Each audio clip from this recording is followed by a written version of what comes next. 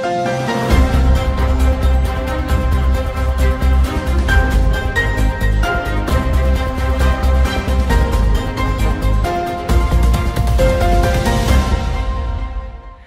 वालेकुम, अबरार रशीद आपकी खिदमत में एक मरतबा फिर हाजिर। और हमेशा की तरह आपसे रिक्वेस्ट कि अगर अभी तक आपने चैनल को सब्सक्राइब नहीं किया तो इसे सब्सक्राइब कर लें।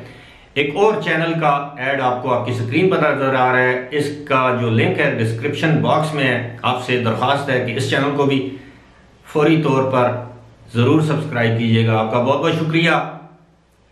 अब जो एक नया ओमिक्रॉन नामी वायरस आया है, अब पूरी दुनिया इस बात पर मुत्तफिक हो गई है ये इंतहाई मौलिक वायरस है और बड़ी तेजी से फैल रहा है या फैल सकता है। यहां तक कि आलमी अदारा सेहत ने भी इस हवाले से दुनिया के तमाम ममालिक को खबरदार कर दिया और आहिस्ता आहिस्ता एक के बाद एक मुल्क जो है वो लॉकडाउन की तरफ जा रहा है। गुज़श्ता रोज यूएई की वजीर सेहत डॉक्टर फरीदा अल हुसैनी ने भी इस बात का इंदिया दिया है कि यूएई में इस सूरत हाल को मॉनिटर किया जा रहा है और आने वाले दिनों में यूएई में इस हवाले से जो भी पाबंदियां हैं उनका ऐलान किया जाएगा, लेकिन पहले सूरत हाल का जायजा लिया जाएगा। इस पर मैं बात करूंगा। ये इंतहाई तशवीशनाक बात है कि पाकिस्तानियों के ऊपर, इंडियंस के ऊपर इस सूरत हाल के क्या असरात मुरतब हो सकते हैं। लेकिन एक बात तय है कि पूरी दुनिया के तमाम साइंसदान और जो इस वायरस के ऊपर जो माहिरीन हैं वो इस बात पर मुत्तफिक है कि दुनिया का शायद ही कोई मुल्क हो जिसमें ऑलरेडी ये वायरस पहुंच ना चुका हो, क्योंकि साउथ अफ्रीका ने तो सिर्फ ये ऐलान किया था कि वहां पर ये वायरस पाया गया है। बताया जा रहा है कि जरूरी नहीं कि ये इस वायरस की जो पैदाइश है वो भी साउथ अफ्रीका में हुई हो, लेकिन साउथ अफ्रीकन कंट्रीज में, वहां के ममालिक में इस वायरस की तस्दीक हुई है, तो लिहाजा साउथ अफ्रीका पर पाबंदियां आना शुरू हो गई हैं। इसराइल में भी केसेस का जो है वो इंकशाफ हुआ है। इसराइल ने भी लॉकडाउन कर दिया है, बाहर से अंदर से आने जाने वाली तमाम परवाजों पर पाबंदी आयद कर दी है एक मरतबा फिर। और ये अब तक इसराइल की हालिया तारीख में होने वाली सबसे सख्त तरीन पाबंदियां हैं। इसी के साथ साथ यूएई की हुकूमत ने एक मरतबा फिर ये ऐलान किया है कि वो लोग जिन्होंने कोरोना वायरस की वैक्सीन लगवाई है, अगर उनके 6 महीने गुजर गए हैं तो वो बूस्टर डोज भी लगवाएं। यानी लोगों को इस बात पर आमादा करने की कोशिश की जा रही है। मैं हिदायत या तंबीह नहीं कहूंगा, लेकिन लोगों को ये बावर करवाने की कोशिश की जा रही है कि वो बूस्टर डोज उनके लिए लाजमी है। जिन लोगों ने फाइजर वैक्सीन लगवाई है, रशियन स्पुतनिक वैक्सीन लगवाई है या साइनोफार्म वैक्सीन लगवाने के 6 महीने गुजर गए हैं, तो उन लोगों को ये वैक्सीन जरूर लगवानी चाहिए, खास तौर पर जिनकी उम्र 18 साल या इससे ज्यादा है। अब मैं बात कर रहा था यूएई में कोरोना वायरस के जो नई किस्म है जिसे ओमिक्रॉन कहा जाता है, जिसको साउथ अफ्रीकन वायरस भी कहा जाता है। हालांकि इसकी पैदाइश की अभी तस्दीक नहीं हुई कि यह वायरस जो है वो साउथ अफ्रीका में ही दरियाफ्त हुआ, इसमें कोई शक नहीं। वहां पर केसेस की तस्दीक हुई है, लेकिन हतमी तौर पर इसको साउथ अफ्रीकन वायरस का नाम नहीं दिया जा सकता। इसका साइंटिफिक नाम तो ये है 511529, लेकिन ये जो इसका नाम इसको दिया गया है वो ओमिक्रॉन है।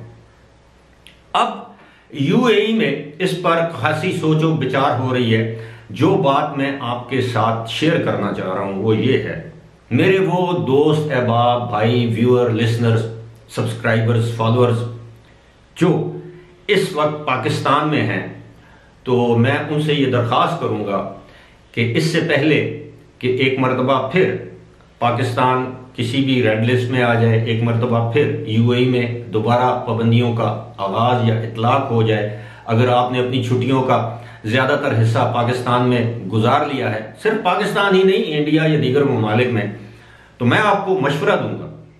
मशवरा क्या है? मशवरा यह है कि आपकी अगर नौकरी है, मुलाजमत या कारोबार है और आप छुट्टी पर पाकिस्तान आए हुए हैं, तो आप कोशिश कीजिए कि पहली फुर्सत में आइंदा 1 हफ्ते के अंदर अंदर वापस यूएई चले जाएं।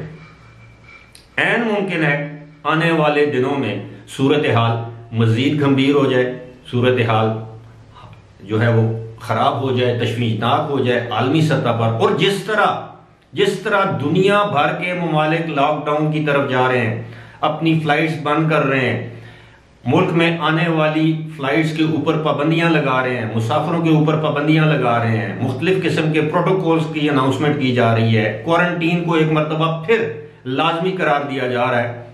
तो इस तनाजुर में आने वाले जो दिन हैं वो मैं ये समझता हूं कि इंतहाई कठिन साबित हो सकते हैं। इसमें तो कोई शक है ही नहीं कि यूरोप में चौथी लहर आ चुकी है और इस चौथी लहर के असरात का एशियाई ममालिक, खास तौर पर जनूबी एशियाई ममालिक या मिडल ईस्ट यानी यूएई, सऊदी अरब, बहरीन, कतर, ओमान, कुवैत वगैरह और पाकिस्तान, इंडिया, बांग्लादेश, श्रीलंका, इन ममालिक में ये जो चौथी लहर है ये इसके आने में ताखीर तो हो सकती है लेकिन ये आएगी जरूर।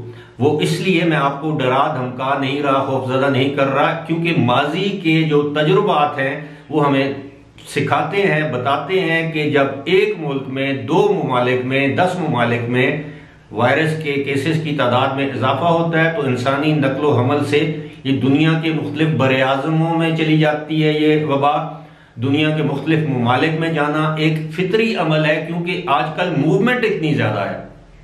जब से अगस्त के महीने से ये जो फजाई सफर खुला है, फजाई सफर पर से पाबंदियां हटी हैं, उसके बाद बहुत बड़े पैमाने पर लाखों बल्कि करोड़ों की तादाद में लोग जो हैं वो सफर कर रहे हैं, एक मुल्क से दूसरे मुल्क, एक बरे-आज़म से दूसरे बरे-आज़म में सियाहत की गर्ज से, अपने अजीज व अकारब के मिलने की गर्ज से या किसी भी गर्ज से। अब मैं आपको एक छोटा सा एक छोटी सी एक मिसाल देता हूं। गुज़श्ता रोज मेरा एक भांजा वो अचानक वो लाहौर आया और लाहौर से वो यहाँ एबटाबाद आ गया और उसने मुझे, हम सबको सरप्राइज दिया। तो वो कह रहा था कि वो ओमान आया हुआ था किसी सरकारी मसरूफियत के बायस, क्योंकि वो बरतानिया में मुकीम है। तो उसने बताया कि उसके कोई काम था ओमान में, तो उसने देखा कि उसने सोचा कि क्यों ना पाकिस्तान से भी चक्कर लगा जाऊं। यानी वो ये कह रहा था कि मामू मुझे 8,000 रुपये में 1 वे टिकट मिला है मस्कत से लाहौर का, ओमान एयरवेज का, सॉरी PIA का। 8,000 रुपये में वो कहता है कि मैं लाहौर आ गया। तो जब वो यहाँ पर पहुंचा तो कहता है कि जब मैंने अखबारात देखी या इंटरनेट देखा तो पता ये चला कि अब बरतानिया ने भी वापसी पर पाबंदियां आयद कर दी हैं। तो उसका प्रोग्राम ये था कि वो 15 दिन यहाँ पर क़याम करेगा, लेकिन अब उसने कहा है कि मैं 1 दिसंबर को वापस जा रहा हूं, क्योंकि मैं ज्यादा देर पाकिस्तान में रहने का रिस्क नहीं ले सकता कि गुज़श्ता साल की तरह या इस साल के अवाइल की तरह एक मरतबा फिर पाकिस्तान पाबंदियों की जद में ना आ जाए और जाते वक्त मुझे वहां पर होटल में 10 दिन की क्वारंटीन करना पड़े और मेरी जो दीगर जो मसाइल हैं या मुलाजमत से जो मैंने छुट्टी हासिल कर रखी है, ऐसा ना हो कि वो छुट्टियां भी चली जाएं और मेरी नौकरी पर कोई हर्ज आए। तो ये सारी सूरत हाल आपके सामने रखने का मकसद सिर्फ और सिर्फ एक है कि आप किसी भी जगह अगर ट्रैवल करते हैं तो पहले आप उसकी छानबीन कर लें। जिस मुल्क में जा रहे हैं वहां पर पाबंदियों का इम्कान तो नहीं, आप वापस आ सकते हैं, आसानी से नहीं आ सकते, बेशक वो मुल्क आपका अपना ही क्यों ना हो। उम्मीद है आपको इस वीडियोस में कुछ ऐसे नुकात जरूर मिले होंगे जो आपके लिए मुफीद साबित हो सकते हैं। फिलहाल इसी के साथ मुझे दीजिए इजाजत। खुदा हाफिज।